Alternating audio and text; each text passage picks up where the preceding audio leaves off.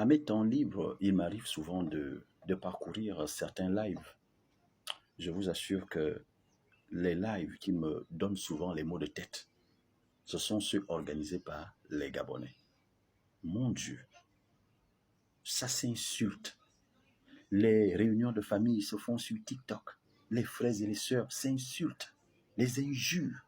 On insulte les pasteurs, on insulte les hommes d'église, on insulte les tradipraticiens, les ngangas, on insulte les hommes politiques, on insulte les présidents, ainsi de suite. Mais ce n'est pas possible. Ce que je trouve hilarant, c'est que lorsque vous faites le reproche à une certaine personne que non, vous venez de m'insulter, mais elle va vous dire non, je ne vous ai jamais insulté. C'est incroyable. C'est-à-dire qu'il ne sait même pas. Il ne sait même pas ce que l'insulte veut dire ou l'injure. Pour lui, ce qu'il dit est tout à fait normal. C'est comme le disait Socrate, nul n'est méchant volontairement. Parfois, nous posons des actes par ignorance. Essayons d'abord d'examiner la distinction entre l'injure et l'insulte et voir comment les deux se retouchent. En 1155, l'acte d'injurier venait du mot latin injuria, qui veut dire celui qui ne se conforme pas au droit, celui qui est injuste. En 1559, la sémantique de ce mot va connaître une profonde évolution où injuria va signifier le fait d'attaquer, verbalement ou par les actions. Attaquer dans le sens de blesser, mépriser, outrager, offenser.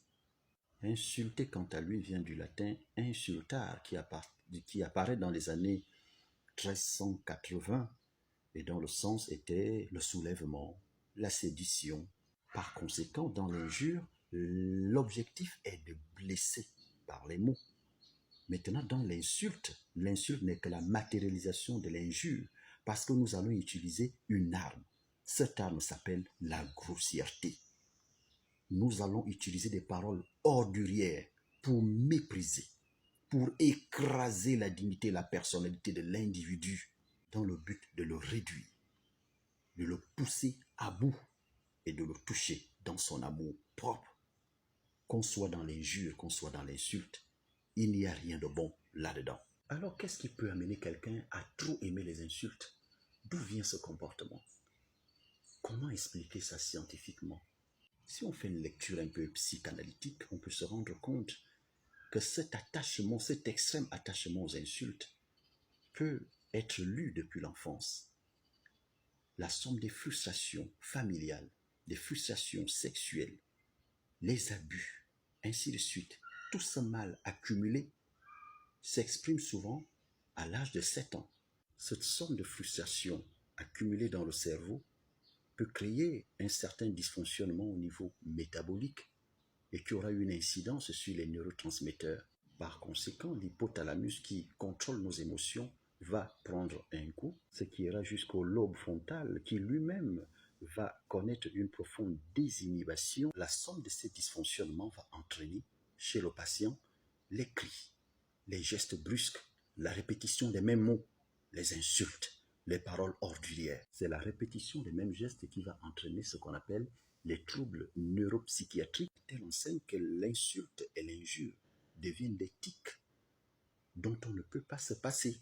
Les actes posés par le patient rentrent alors dans le cadre des troubles obsessionnels compulsifs, des troubles qui sont confortés par un certain narcissisme, où on crée une citadelle intérieure, une zone de confort, où résident les motifs et les raisons de la surestimation de soi. Et dans cette zone de confort se cache jalousement le sentiment d'être le plus beau, le plus éclairé, le plus éveillé, le surdoué, le plus spirituel, le plus intelligent.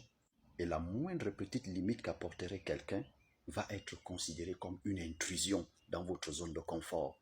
Et l'arme que vous allez utiliser, c'est l'insulte, c'est l'injure. Ces réflexes caprolaliques, je dirais même scatologiques, rentrent dans la nosologie de Gilles de la Tourelle, qui considérait l'extrême attachement aux insultes, aux injures, aux paroles ordurières comme une maladie psychiatrique. Et si on rentre dans un cadre purement philosophique, sinon aristotélicienne, nous allons considérer les 3 stades d'évolution de l'être humain. ou des êtres vivants. Nous avons le stade végétatif, animal et intellectuel. Dans le premier, on subit, le deuxième, on agit, et troisième, on réfléchit. La réflexion ici engage une introspection, faisant en sorte qu'avant qu'une chose ne sorte de notre bouche, elle est d'abord tamisée par notre pensée, parce qu'elle doit d'abord tenir compte des canons et des codes de notre culture d'appartenance, de notre société d'appartenance et des lois qui régissent notre État. C'est sur la base de toutes ces réalités que nous pouvons décider de prononcer une parole. La parole ordurière n'étant pas humaine ou sociable, elle rejoint donc notre côté animal. Pourquoi? Parce que l'animal agit encore selon ses pulsions. Un homme qui est très attaché aux insultes, c'est un homme qui ne peut pas dominer ses pulsions. Cela veut dire qu'il est encore incapable d'établir le lien entre le signifié et le signifiant. Parce qu'il y a un rapport entre le mot et le son. Le son, l'image acoustique et la signification qu'on donne à ce mot. Et cette signification n'est pas fonction du dictionnaire, parce que le dictionnaire ne nous donne que la version générique du mot. Chaque société a ses codes. Alors c'est selon les codes que les mots changent de sens. Si vous ne considérez pas que ce sont des insultes que vous proférez, cela veut dire que vous ne connaissez pas encore le vrai sens des mots. Le mot est fonction de la culture à laquelle tu appartiens. Faisons attention à ce que nous disons. C'est dire que le discours prononcé par un Africain n'a rien de livresque. Il est totalement endogénéisé. Notre société renferme des codes qui ne peuvent se comprendre que sur la base de notre réalité culturelle. Alors, insulter autrui, c'est s'insulter soi-même. Parce qu'il s'agit là du dévoilement de votre personnalité propre.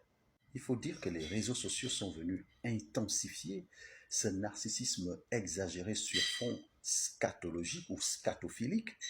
Regardez comment la virtualité, au moyen d'Internet et autres, nous donne la capacité d'exprimer librement et totalement la somme de nos frustrations. Nos désirs manqués s'exaltent en toute absoluité et on se rend compte que l'insulte se vend mieux. Plus on injurie et on insulte, plus on est vu. S'abonner aux insultes, c'est l'expression profonde de ce que nous sommes véritablement. En fait, c'est une rencontre entre les hommes qui partagent le même fantasme. L'insulte étant un vécu pour certains, mais un fantasme pour ceux qui n'ont pas le courage de l'exprimer.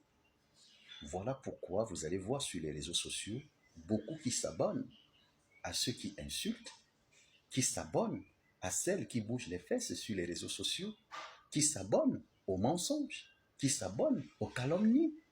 Ce sont de tels comptes qui ont plus d'amis. Cela ne fait que traduire la réalité sociale. Nous allons vers la perversion totale de l'Afrique.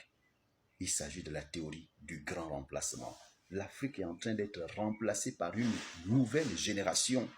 Et si l'État ne fait rien, je vous assure que les générations futures ne sauront plus ce qui est moral et ce qui est immoral.